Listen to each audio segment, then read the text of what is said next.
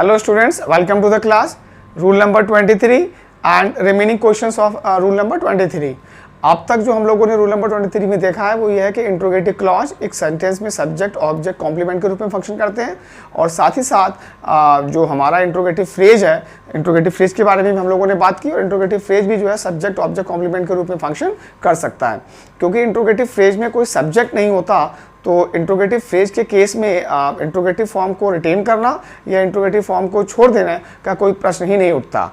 तो अभी तक जो हम क्वेश्चंस कर रहे थे उसमें मैंने कुछ क्वेश्चंस कराए थे आपको प्रीवियस सेशन में, लेकिन आज हम इसको फिर से करेंगे और आज हम इस सेशन को कंक्लूड कर देंगे। और इसमें जो हम लोग उन्होंने केस देखे, सब्जेक्टिव केस देखे, ऑब्जेक्टिव केस देखे हैं उनको भी आज हम डिस्कस करेंगे, पूरा जो आज ख़त्म करेंगे। और इसके बाद जो हमारा लाइव सेशन होगा उसमें आप इन डाउट्स को हैंडल पूछ सकते हैं मुझसे और मैं आपको डाउट्स सारे एक्सप्लेन कर दूंगा। तो आपको जो क्वेश्चन नंबर 250 दिखाई पड़ रहा है ये क्वेश्चन हम लोगों का हो चुका था। तो जो स्टार्टिंग पार्ट से लेके सी तक जो आता है part, why did people get so much annoyed even at little provocation, अगर ये सेंटेंस यहाँ पे एंड हो जाए तो ये अपनी इंट्रोगेटिव फॉर्म बनाएगा, क्योंकि आप पार्ट ए में देख सकते हैं डिड का प्रयोग जो है पीपल से पहले हुआ है, मतलब इसने अपनी इंट्रोगेटिव फॉर्म को बनाया हुआ है, राइट। लेकिन जो इज है ये जो हेल्पिंग वर्ब आपकी आई हुई है और जैसा कि आपको बताया गया है कि हेल्पिंग वर्ब मॉडल बगैर सब्जेक्ट के यूज नहीं किए जाते, तो इस इज का सब्जेक्ट जो है वो पूरे का पूरा क्लॉज है। और क्योंकि पूरा क्लॉज जो है इज के सब्जेक्ट के रूप में फंक्शन कर रहा है, इसको अपनी इंट्रोगेटिव फॉर्म को छोड़ना पड़ेगा। तो हम यहाँ पर डिड को हटा देंगे और गेट को गॉट कर देंगे, राइट। तो आंसर डिस्कस हो चुका है पहले, तो हम आगे बढ़ते हैं। इस क्वेश्चन में देखते हैं what should we do is a matter of our own choice and desire. तो फिर से आप देखेंगे इज का प्रयोग किया हुआ है और ये वाला जो स्ट्रक्चर है व्हाट शुड वी डू ये इसके सब्जेक्ट के रूप में फंक्शन कर रहा है और ये इंट्रोगेटिव क्लॉज क्योंकि इज के सब्जेक्ट के रूप में फंक्शन कर रहा है, इसको अपनी इंट्रोगेटिव फॉर्म को ओमिट करना होगा। तो यहाँ पर जो शुड का प्रयोग है वो वी के बात किया जाएगा और ये हो जाएगा व्हाट वी शुड डू, हम क्या करें, हमें क्या करना चाहिए, वो हमारी चॉइस और डिजायर की का प्रश्न है, ठीक है। आप इस क्वेश्चन को यहाँ पर एक देखिएगा, इज अ मैटर, एक मैटर एक मुद्दा है हमारी खुद की चॉइस का और इच्छाओं का। तो यहाँ पर जो वर्ड मैटर लगाया गया है इसका पार्ट ऑफ स्पीच जो है नाउन है, ठीक है, इसका पार्ट ऑफ स्पीच नाउन है, क्योंकि अभी हम इसके ऊपर क्वेश्चन और भी करने जा रहे हैं। तो ध्यान रखिएगा क्वेश्चन नंबर 251 में पार्ट बी में मैटर आया था जो कि एक नाउन है। नेक्स्ट क्वेश्चन जो है why we do not meet to discuss this matter in detail on next Sunday। इस क्वेश्चन में आप जब पूरे स्ट्रक्चर को देखेंगे ए पार्ट से लेकर सी पार्ट तक देखेंगे, ये पूरे का पूरा स्ट्रक्चर जो है किसी भी वर्ब के ऑब्जेक्ट के रूप में, किसी भी प्रपोजिशन के ऑब्जेक्ट के रूप में फंक्शन नहीं कर रहा है और ना ही यहाँ के पर कोई भी हेल्पिंग वर्ब या मॉडल आया हुआ है या मेन वर्ब आया हुआ है, कुछ नहीं है।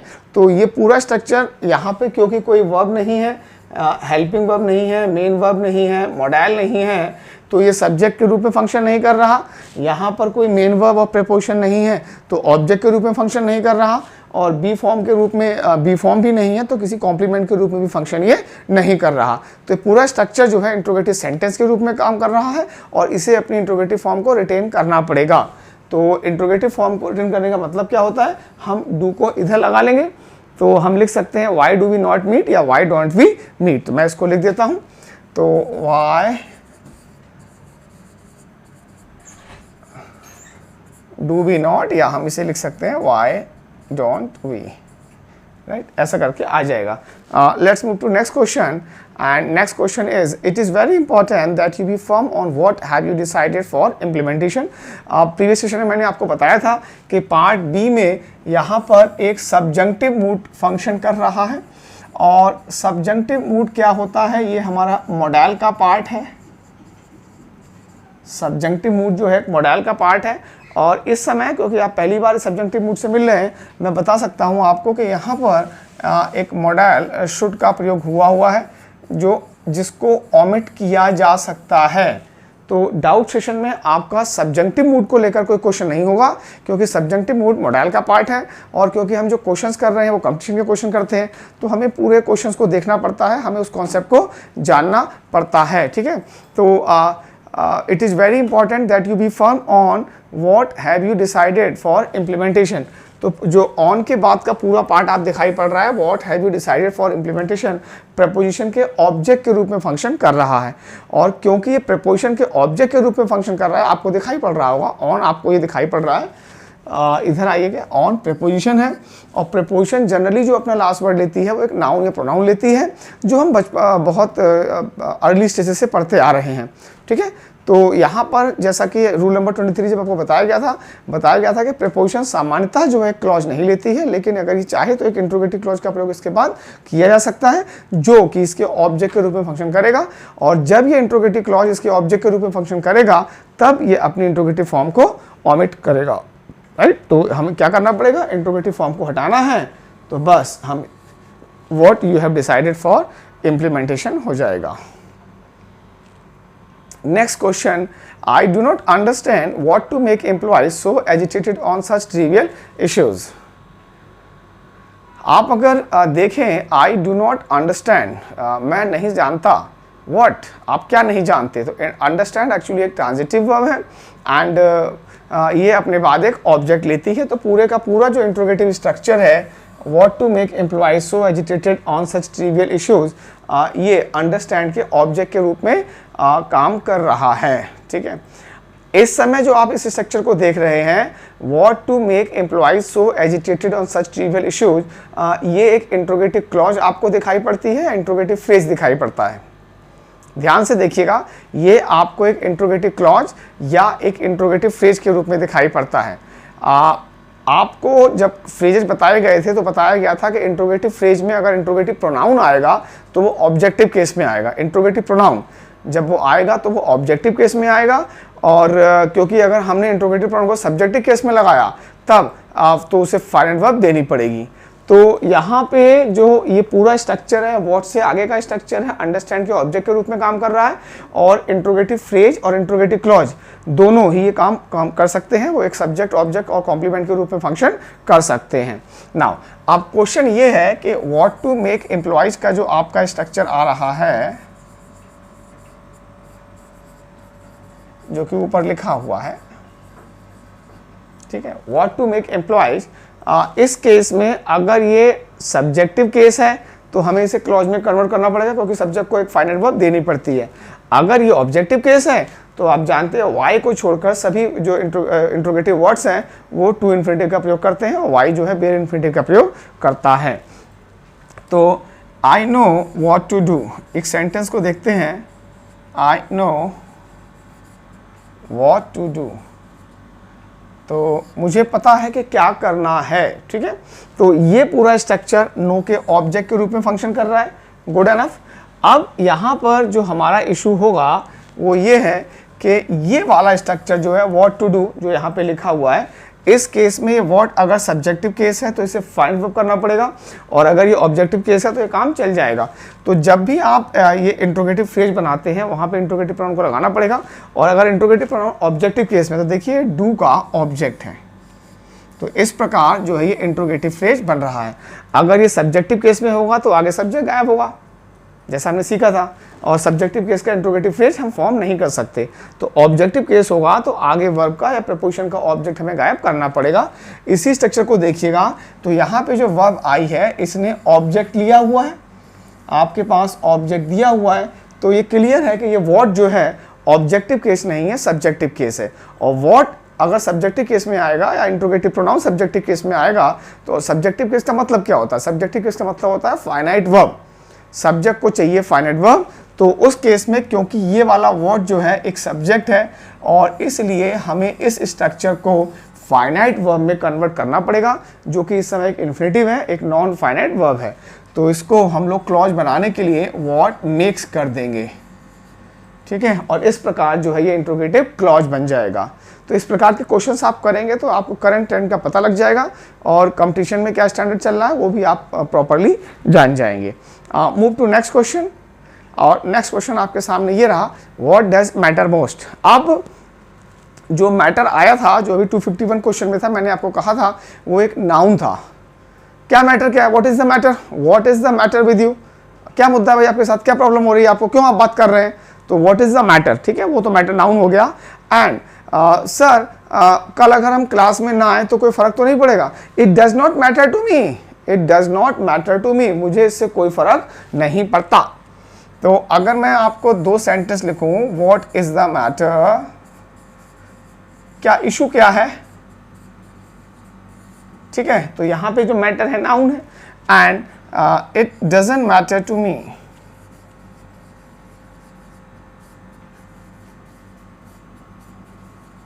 It doesn't matter to me. तो एक चीज जो आपने देखी वो ये देखी कि मैटर यहाँ पे सेकंड सेंटेंस जो आपका लिखा हुआ है, ये वाला जो मैटर है आपका, ये एक वर्ब है। और दूसरी चीज आपने देखी होगी, ये एक इंट्रांजिटिव वर्ब है, ये अपना ऑब्जेक्ट नहीं लेती, ये अपना ऑब्जेक्ट नहीं लेती, ठीक है। तो it does not matter to me, it doesn't matter, आप काफ़ी बोलते भी होंगे, इससे कोई फर्क नहीं पड़ता यार। यार अगर मैं कल तुमको पैसे ना दूँ, परसों पैसे दे दूँ, तो क्या कोई प्रॉब्लम होगा? It doesn't matter, no matter, it doesn't matter. और ये सॉलिड है, ये आयरन एक मैटर है, वो साइंस की बात है।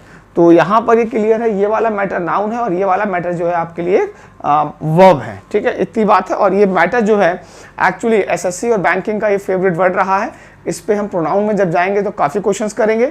और यहाँ पर भी आपको बता दिया जाता है कि मैटर जो है एक वर्ब भी है और एक नाउन भी है। और मैटर जब वर्ब है तो एक इंट्रांजिटिव वर्ब है। इंट्रांजिटिव वर्ब के होने का मतलब होता है ये अपना ऑब्जेक्ट नहीं लेती।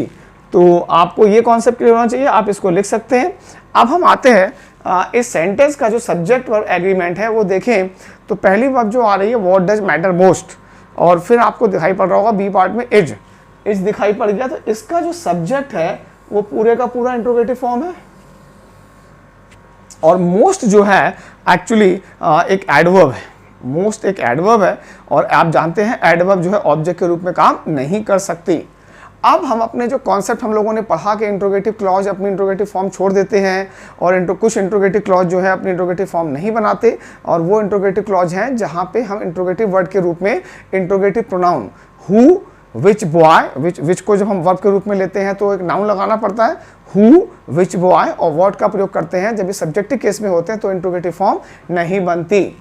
तो अगर हम देखें, एक तो पहली बात ये क्लॉज बना है, ये आपका एडवर्ब है, ये यहाँ पर आपकी वर्ब है ये, ठीक है। और ये वाला जो वर्ड है ये सब्जेक्टिव केस है, ऑब्जेक्टिव केस है। अगर ये ऑब्जेक्टिव केस होता तो यहाँ पे तो खत्म हो चुका ये क्लॉज, ठीक है ना। आगे देखिए फाइंड वर्ब पड़ी हुई है आपकी, एज लिखी हुई है। तो मोस्ट तो एडवर्ब है तो ये ऑब्जेक्ट के रूप में काम कर नहीं सकता। और मैंने आपको पहले ही एक्सप्लेन किया कि मैटर एक इंट्रांजिटिव वर्ब है तो ये ऑब्जेक्टिव फॉर्म नहीं हो सकता। तो ये वर्ड कौन सा केस है? सब्जेक्टिव केस है। और सब्जेक्टिव केस में इसकी इंट्रोगेटिव फॉर्म नहीं बनती। तो हमारा जो नॉर्मल स्ट्रक्चर आएगा वो निकल कर आएगा व्हाट मैटर्स मोस्ट। आप अगर ये चीज़ समझ चुके हैं तो आप बैंक पीओ एसएससी के कई क्वेश्चंस कर चुके हैं। व्हाट मैटर्स मोस्ट ये जो है पूरा सही स्ट्रक्चर है एंड यही जो है सब्जेक्ट के रूप में फंक्शन कर रहा है। तो इन क्वेश्चंस में अभी आपने देखा कि यहाँ पर कोई सब्जेक्ट वर्ब एग्रीमेंट का एरर नहीं बन रहा। यहाँ पर एरर जो मिल रहे हैं हमको वो ऐसे मिल रहे हैं जिसमें कि सब्जेक्ट को हमें इंट्रोगेटिव फॉर्म छुड़वानी है या उसको सही फॉर्म में लिखना है। प्रीवियस क्वेश्चन में देखा कि इंट्रोगेटिव फ्रेज दिया हुआ था तो हमने उसे इंट्रोगेटिव क्लॉज किया। तो ये एसवीए का पार्ट तो है, लेकिन कल मान लीजिए ऐसा क्वेश्चन आता है जहाँ पर कि आपको यहाँ पे आर कर दिया जाए और व्हाट मैटर्स मोस्ट कर दिया जाए, तो शायद आप मैटर्स को मान लेंगे प्लूरल और आर को सही मान लेंगे। तो उन केसेस में इस प्रकार के क्वेश्चंस आपको करने चाहिए जिससे कि हमें कंपटीशन में जाकर कोई भी हेजिटेशन नहीं होना चाहिए कि हम क्या आंसर लगा रहे हैं और क्यों ये आंसर लगा रहे हैं। Let's move further. अगला क्वेश्चन आपके पास ये रहा, he asked Anil why had his father lost his temper. He asked whom, इसने किससे पूछा? अनिल से पूछा। तो जो whom का आंसर आ रहा है वो अनिल आ रहा है, ये जो है whom का आंसर है। और what का आंसर क्या है? बाकी का पार्ट जो है कि उसके पापा को गुस्सा क्यों आ गया था, why had his father lost his temper, ये वाला पार्ट जो है आपका आया। तो अब जो what का पार्ट है ये आस्क के ऑब्जेक्ट के रूप में फंक्शन कर रहा है। और क्योंकि ये आस्क के ऑब्जेक्ट के रूप में फंक्शन कर रहा है, बट नेचुरल है कि इसे अपनी इंट्रोगेटिव फॉर्म को छोड़ना पड़ेगा।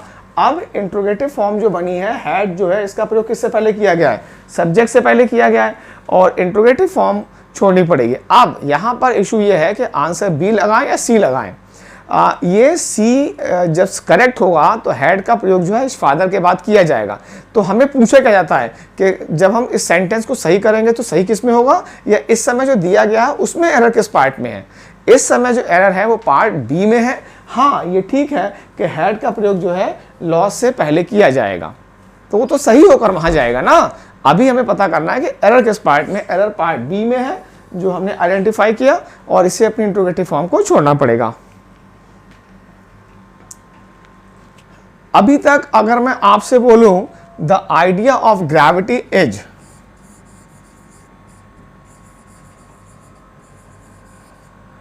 The idea of gravity is और आर, अगर आपसे एक क्वेश्चन पूछा जाए तो आई होप कि आप इसका आंसर जो है इजीली लगा सकते हैं, क्योंकि प्रपोजिशन का ग्रेविटी जो क्या है, ऑब्जेक्ट है। ग्रेविटी जो है ऑब्जेक्ट है और वर्ब जो है ऑब्जेक्ट से एग्री नहीं करती है। ऑब्जेक्ट से जो है हमारा पार्टिसिपल फ्रेज या रिलेटिव क्लॉज जो है अटैच हो सकता है, लेकिन फाइनाइट वर्ब जो है ऑब्जेक्ट नहीं ले सकता। तो इसका सब्जेक्ट क्या है, आइडिया है, और आइडिया के हिसाब से हम आर का प्रयोग नहीं कर सकते, इज का प्रयोग करेंगे। तो ये पार्ट तो क्लियर है। तो यहाँ पे जो ऑब्जेक्ट के रूप में लगाया गया वो एक नॉर्मल नाउन लगाया गया है, ठीक है। और इसी प्रकार से अगर आप इस सेंटेंस में देखें तो ऑफ के बाद यहाँ देखिएगा पूरे का पूरा एक क्लॉज है। तो ऑफ का क्लॉज कहाँ खत्म होगा, जहाँ पे अगली फाइनाइट वर्ब आ जाएगी। क्योंकि अगर आप सेंटेंस देखें आवर कॉन्सेप्शन ऑफ, तो मैंने यहाँ लिख लिया आवर कॉन्सेप्शन ऑफ लाइफ, और मैंने यहां लगाया हैज, तो इसका सब्जेक्ट तो आवर कॉन्सेप्शन हो गया, आवर कॉन्सेप्शन हो गया। लाइफ तो क्योंकि प्रपोजिशन का ऑब्जेक्ट है तो इसका सब्जेक्ट कौन हो गया, आवर कॉन्सेप्शन। तो वर्ब कैसी आएगी, सिंगुलर, तो जो हैज वर्ब होगी वो एक सही वर्ब होगी। तो इसी प्रकार से आप यहाँ देखिएगा ये जो वर्ब आ रही है हैज, इसका सब्जेक्ट कौन है, आवर कंसेप्शन है। और जो इसके ऑफ और हैज के बीच में जो आपका पार्ट पड़ा हुआ है ये प्रीपोजिशन के बाद आ रहा है, और प्रीपोजिशन के बाद आएगा तो क्या होगा, ऑब्जेक्ट होगा। और इंट्रोगेटिव क्लॉज जो होते हैं ऑब्जेक्ट के रूप में फंक्शन करते हैं, बस विद एक कंडीशन है इनकी कि ये अपनी इंट्रोगेटिव फॉर्म को छोड़ते हैं। अब ठीक है, तो what should a science of mental life be. तो अब आपने ये देखा होगा हु एम आई में ये आई सब्जेक्ट था और ये एम जो है आई से एग्री कर रहा है, तो ये क्या था, कॉम्प्लीमेंट था। इसी प्रकार आप यहाँ पे देखिएगा बी को देखिएगा,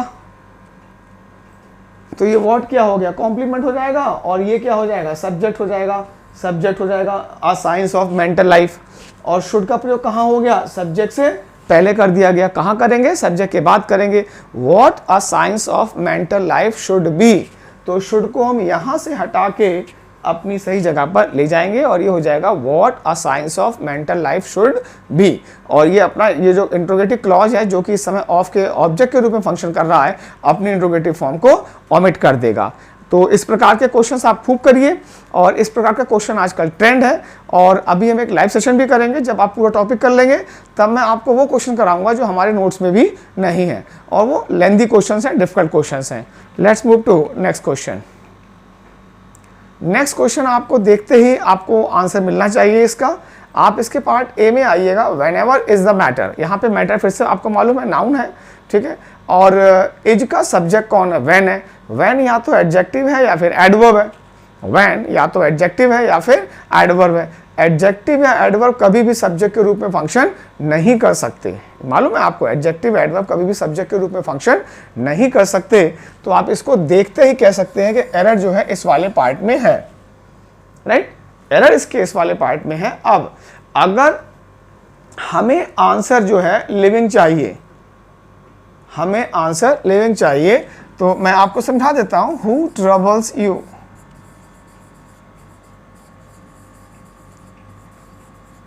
ये क्वेश्चन देखिएगा और इसको देखिएगा, what troubles you.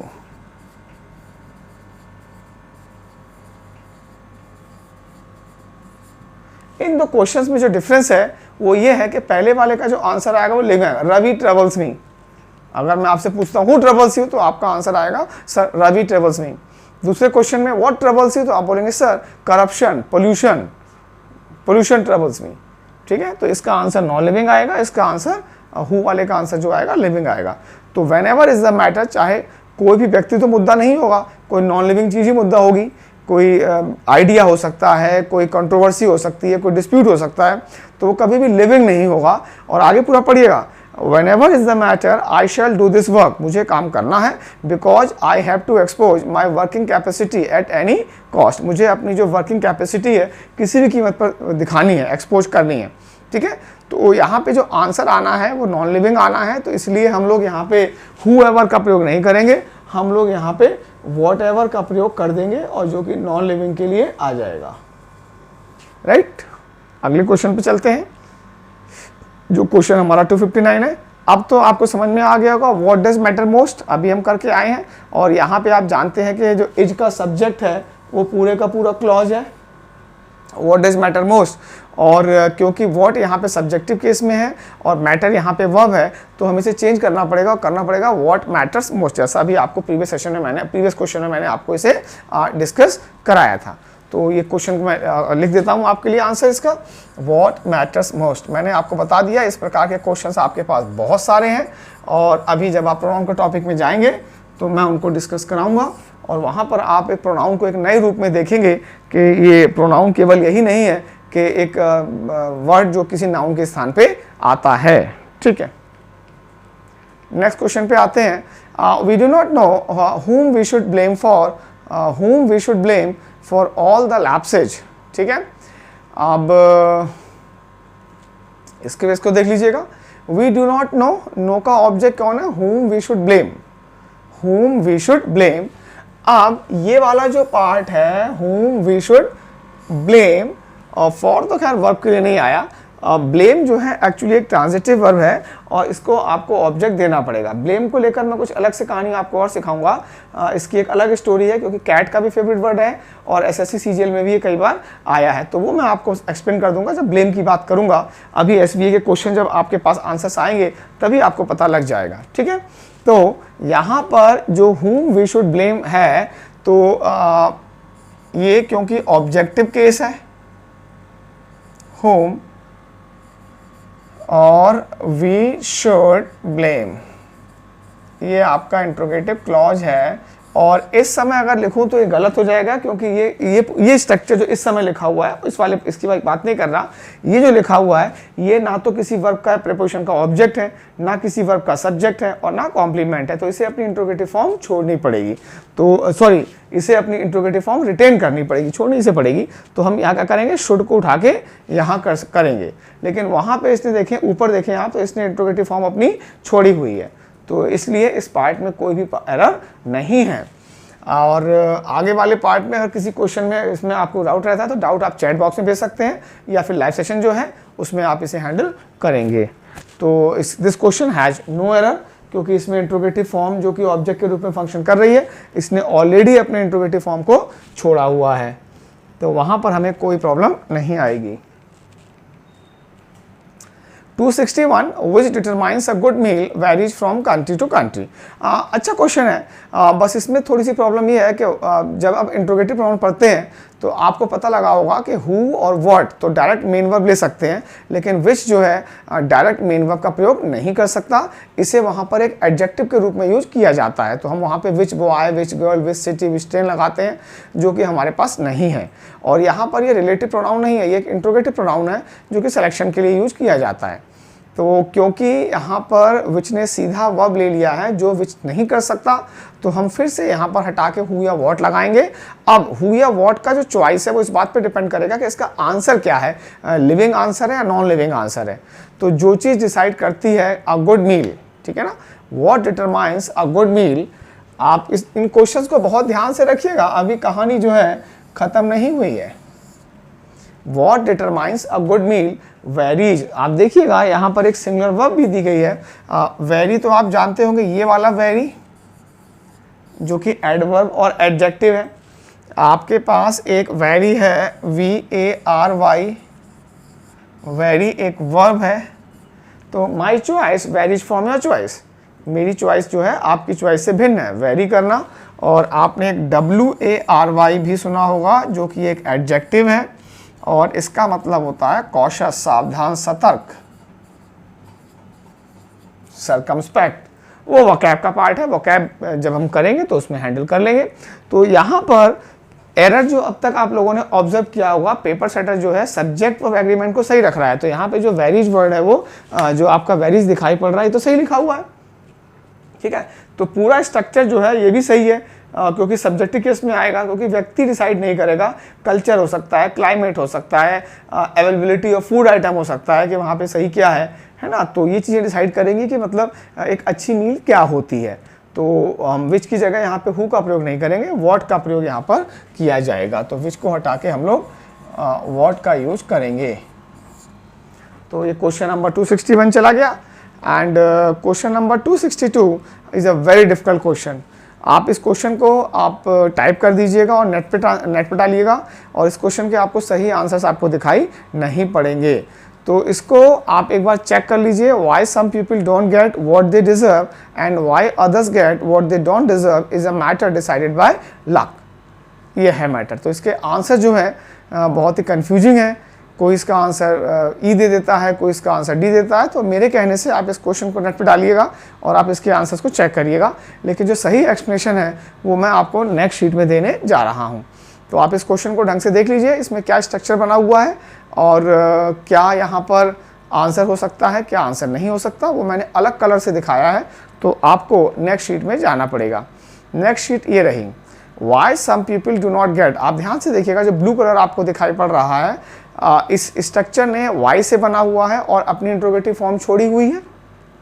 Y some people don't get, तो ये जो आपको ब्लू कलर में आपको दिखाई पड़ रहा है, क्यों कुछ लोगों को नहीं मिलता, क्या नहीं मिलता जिसके वो लायक हैं, वॉट दे डिजर्व। तो आपको जो पर्पल कलर ये आपको दिखाई पड़ रहा है वॉट दे डिजर्व, ये एक रिलेटिव क्लॉज है। और जैसा कि आप जानते हैं वॉट एक एंटीसीडेंट नहीं लेता, वॉट दे डिजर्व। जा का आंसर आ रहा है जा, तो ये रिलेटिव है। का आंसर आ रहा है तो इंट्रोगेटिव है। तो क्वेश्चन क्या निकला यहाँ तक का answer, why some people don't get, लोगों को, कुछ लोगों को क्यों नहीं मिलता जिसके वो लायक है, एंड वाई अदर्स गेट। ये भी देखिएगा, ये जो ब्लू कलर है ये भी एक इंट्रोगेटिव फॉर्म छोड़े हुए हैं और अन्य लोगों को मिल जाता है। क्या मिल जाता है, अन्य लोगों को प्राप्त होता है। क्या प्राप्त होता है, जिसके वो लायक नहीं है। ये भी एक रिलेटिव क्लॉज है। तो जो आपको ब्लू में दिखाई पड़ रहे हैं ये दो इंट्रोगेटिव क्लॉज हैं, और इन इंट्रोगेटिव क्लॉज में जो गेट आप जानते हैं, गेट के बाद एक ऑब्जेक्ट लगाया जा सकता है। I get money, I get satisfaction, I get success, है ना। और वो ऑब्जेक्ट यहाँ पे हटा दिया है हमने और उसकी जगह हम लोगों ने रिलेटिव प्रोनाउन व्हाट का प्रयोग किया है। व्हाट के अंदर एक एंटीसीडेंट जो होता है छुपा होता है। इसको एक्सप्लेन करने के लिए मैं आपको बता देता हूँ। आई did not get the letter which you sent to me। अब इसमें द लेटर और विच, ये जो पूरा स्ट्रक्चर है, द लेटर विच वाला जो स्ट्रक्चर है, वो स्ट्रक्चर जो है इसको हटा के देखिएगा, ये विच इंट्रोगेटिव रिलेटिव हो गया और ये क्या हो गया, एंटीसीडेंट हो गया। तो इस पूरे को हटा के मैं व्हाट का प्रयोग कर सकता हूं। तो I did not get what you send to me, मुझे नहीं मिला जो आपने मुझे भेजा था, ठीक है। तो यहाँ पर जो वॉट है आपको समझ में आ रहा है, रिलेटिव है। तो इस स्ट्रक्चर को मैं एक बार हटाऊंगा यहाँ से और यहाँ पे हम कुछ ये पार्ट देखेंगे। देखते हैं फिर से, जो ब्लू वाला पार्ट है, why some people do not get, एक इंट्रोगेटिव क्लॉज है और इसी इंट्रोगेटिव क्लॉज में एक रिलेटिव क्लॉज भी अटैच्ड है, और वो रिलेटिव क्लॉज जो है अपना एंटीसीडेंट लिए हुए नहीं है, क्योंकि हम लोगों ने रिलेटिव प्रोनाउन व्हाट का प्रयोग किया हुआ है। एंड वाई अदर्स गेट, ये वाला भी जो है आपका जो है ये एक इंट्रोगेटिव क्लॉज है, इसके साथ भी एक रिलेटिव क्लॉज है। और ये दोनों जो इंट्रोगेटिव क्लॉज हैं जिन्होंने अपनी इंट्रोगेटिव फॉर्म को छोड़ा हुआ है, कंजंक्शन एंड से जुड़े हुए हैं। एक क्लॉज आएगी सिंगुलर वर्ब, दो क्लॉज आएंगी सिंगुलर वर्ब भी हो सकता है, प्लूरल हो सकता है। सिंगुलर होने का रीजन तभी होगा जब वो नाइदर नॉर, आइदर और, नॉट ओनली बट ऑल्सो जुड़े हों। अगर वो कंजंक्शन एंड से जुड़े हुए हैं तो वह प्लूरल आ सकती है। तो आपके पास दो सब्जेक्ट हो गए। अब मैं आपसे कहूं कि दे आर, यहां पर आप एक नाउन का प्रयोग करिए और वो नाउन कलेक्टिव नहीं होना चाहिए। कलेक्टिव का मतलब ग्रुप नहीं होना चाहिए। तो हम क्या लगा सकते हैं, दे आर स्टूडेंट या they are students, they are player या दे आर प्लेयर्स, इसी प्रकार अगर हम लगाएं रवि इज, तो जो अगर हम जो नाउन लगाएंगे यहाँ पर वो एक सिंगुलर नाउन ही आएगा। तो आप ध्यान से देखिएगा, यहाँ पर एक क्लॉज ये हो गया why some people don't get, और दूसरा क्या हो गया वाई अदर्स गेट। दो क्लॉज अटैच हो गए, तो कितने वर्ब कैसी आएगी, प्लूरल आएगी।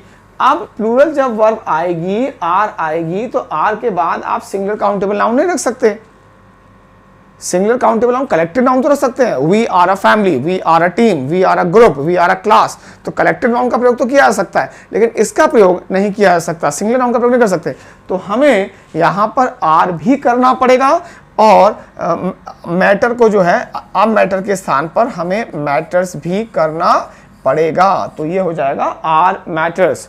तो आपको आंसर भी दिखाई पड़ेगा नीचे, 262 का आंसर डी होगा और इसका आंसर आएगा आर मैटर्स। ठीक है, तो ये क्वेश्चन मेरे कहने से आप नेट पे चेक करिएगा और डिफरेंट बुक्स में जो इसके एक्सप्लेनेशन दिए गए हैं वो देखिएगा और आप इसको समझिएगा जो मैंने आपको समझाया। तो आपको पता लगेगा कि इसकी अगर आपको बेसिक अंडरस्टैंडिंग है, अगर टीचर जो एक्सप्लेन कर रहा है उसको बेसिक अंडरस्टैंडिंग है, तब इस क्वेश्चन को एक्सप्लेन किया जा सकता है। और इसका आंसर तो डी ही देंगे, लेकिन एक्सप्लेनेशन नहीं देंगे, जो भी है ये आपका डिस्कशन है।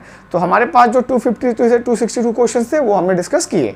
अब कुछ क्वेश्चंस यहीं पे और दिए हुए हैं कि डिस्कशन, और इसी के नीचे 262 के नीचे आपके नोट्स में दिया हुआ है discussion on how to differentiate between gerund and present participle. आप जानते हैं जेरेंड भी जो होता है V4 होता है, और जो प्रेजेंट पार्टिसिपल होता है ये भी V4 होता है।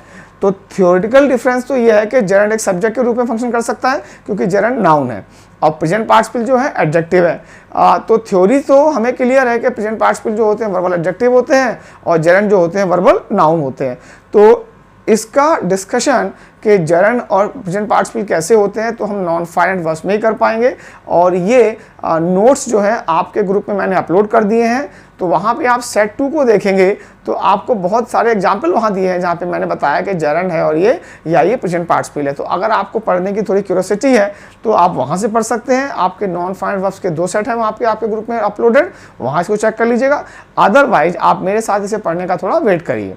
तो अभी आपको क्या करना पड़ेगा, अभी आपको मेरी बात पर रिलाई करना पड़ेगा और ये मानना पड़ेगा कि सर जो कह रहे हैं सही है, क्योंकि अभी इसका समय नहीं है, क्योंकि हम लोगों ने फाइनाइट नॉन फाइनाइट का बेसिक डिस्क्रिप्शन तो पढ़ा है, अभी हम इसके डिटेल में नहीं गए हैं, इसको अभी हमने बहुत एक्सप्लेन करके नहीं पढ़ा है।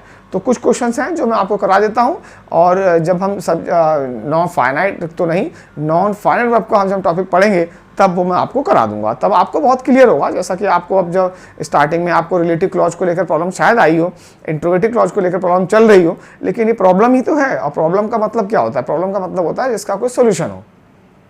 ठीक है, अगर एक प्रॉब्लम का सोल्यूशन नहीं है तो वो प्रॉब्लम नहीं है, फिर तो वो एक फैक्ट हो गया जिसे हमें एक्सेप्ट करना पड़ेगा। तो हर प्रॉब्लम का मतलब ही है कि इसका एक सोल्यूशन है। सोल्यूशन है तो क्वेश्चन आपके पास है ये, टेकिंग रेगुलर ब्रेक्स। अब मैं आपसे अगर बोलूं इनवाइटिंग गेस्ट्स,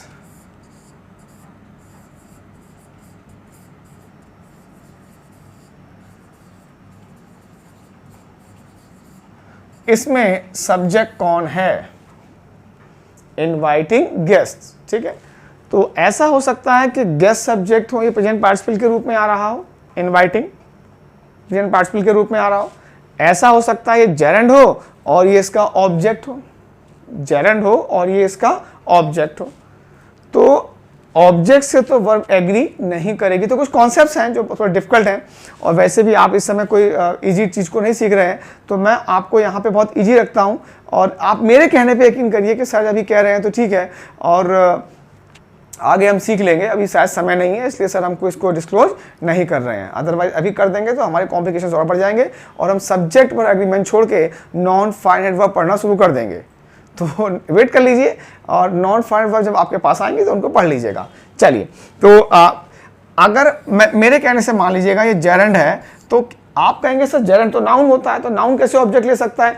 जेरेंड एक नाउन तो है, लेकिन ये नॉर्मल नाउन नहीं है। Ravi, Shyam, Hari, Agra, Geeta, Sumit, English, maths teacher वाला नाउन नहीं है, ये एक वर्बल नाउन है। और वर्ब के रूप में अगर आप एक ट्रांजिटिव वर्ब का जेरेंड बनाएंगे तो वो अपना ऑब्जेक्ट लेगा।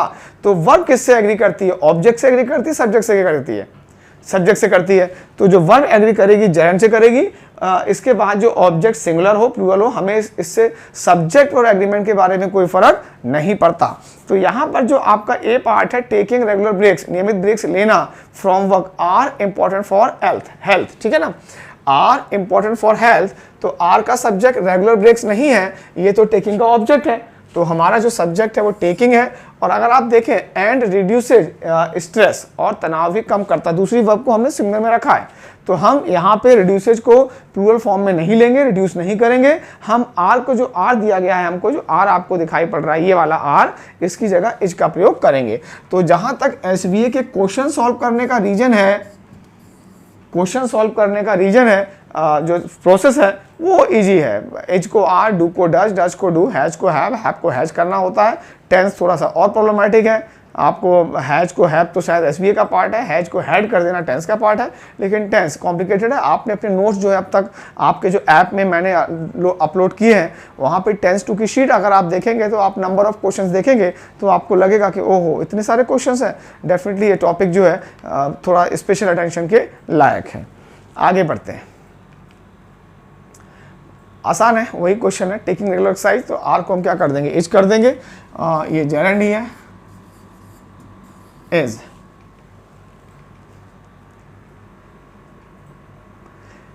इस क्वेश्चन का आरबीआई के क्वेश्चन है ये, motivating employees with traditional authority and financial incentives have become increasingly difficult. अब इस क्वेश्चन में ये बहुत डिफिकल्ट एस्पेक्ट हो सकता है अगर टीचर आपको इसे ढंग से दिखाए, क्योंकि ये मोटिवेटिंग जो है प्रेजेंट पार्टिसिपल है या जेरेंड है, ये इसको कहना मुश्किल है। इस समय मैं आपको हल्का सा आइडिया दूंगा, क्योंकि जनरली क्या होंगे, सब लोग बता देंगे आपको जेरेंड है ये, और जेरेंड है तो कितने जेरेंड है, सिंगुलर जेरेंड है, तो वो हैव को हैज कर देंगे, आंसर आ जाएगा। लेकिन एक क्यूरियस जो स्टूडेंट होते हैं, जिनको कुछ पूछने की इच्छा होती है, और टीचर अगर उनको डिस्करेज करेगा तो शायद ये बच्चा जो है प्रॉपरली प्रॉस्पर नहीं कर पाएगा। तो ये टीचर मेरा फंक्शन है कि मैं आपको उन चीज़ों को भी दिखाऊं जो शायद आप ना देख पा रहे हो। To keep it simple, motivating employees जो आपका लिखा हुआ है, ये स्ट्रक्चर जो है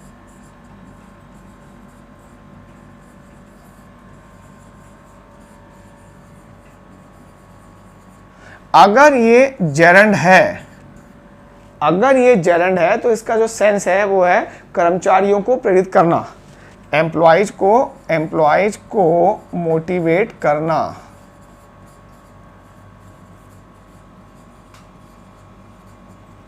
और अगर ये प्रेजेंट पार्टिसिपल है तो इसका मतलब होगा मोटिवेट करने वाले एम्प्लॉइज।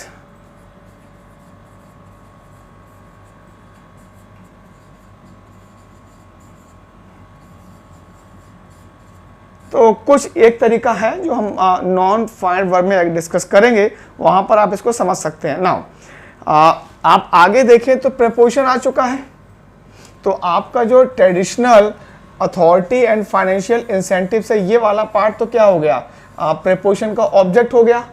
तो हमें हैव को जो आपको दिखाई पड़ रहा है, अगर ये प्रेजेंट पार्टिसिपल है, अगर ये प्रेजेंट पार्टिसिपल है तो सब्जेक्ट कौन हो गया, एम्प्लॉइज हो गया, ठीक है।